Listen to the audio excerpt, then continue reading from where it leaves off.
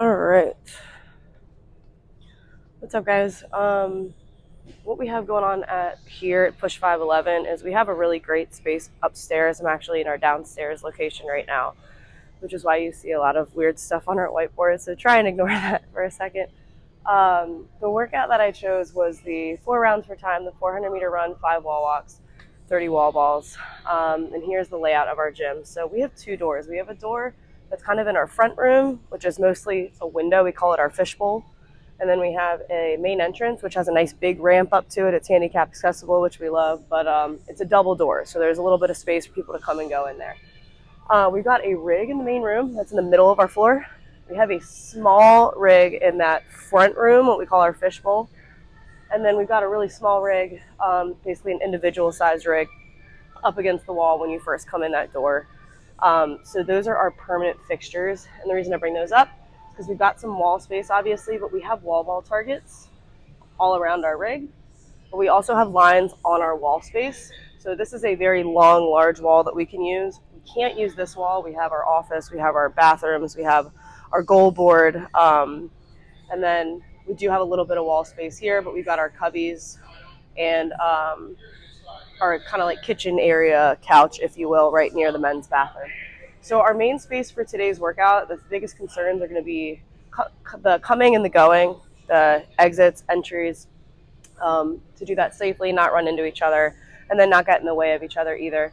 But figuring out where we can both do wall balls and wall walks, because while it could be done safely, it's not ideal to have someone doing wall balls and possibly dropping a wall ball next to someone or near someone who's doing wall walks. So we're going to use the wall space here for our wall walks today. We have wall space here. We also have 2 walls right here. We also have a wall space right here, and we have one, like I mentioned earlier, before here. The places that are more individually sized, meaning we have 2 small walls here, we have 1 small here, 1 small here, that would be fine for one athlete to use for both their wall walks and their wall balls, because they aren't going to be hurting anybody else. But back here, anybody who is planning on doing wall walks could use this wall and then use our targets for our wall balls. If we had to, what we could do is kind of like split it up, and maybe allocate, hey, we're only going to do wall walks over here. We're going to do wall balls on the rig. Typically, we cap, so numbers-wise, you guys said to plan for our biggest classes. We typically have a class of 15 people. It's going to be our cap. It's our biggest class usually.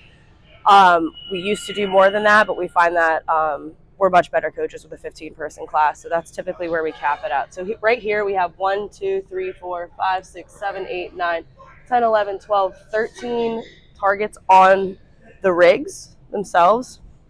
But we also have the extra wall space.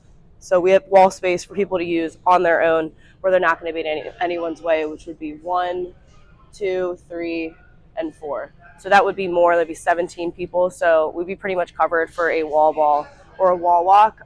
Now, the biggest thing is going to be the coming and going with the running, which I'm going to recommend to have athletes come in through this door, use the rig to travel. So we run in between the rig, we get the weight plates out of the way, create a safe path,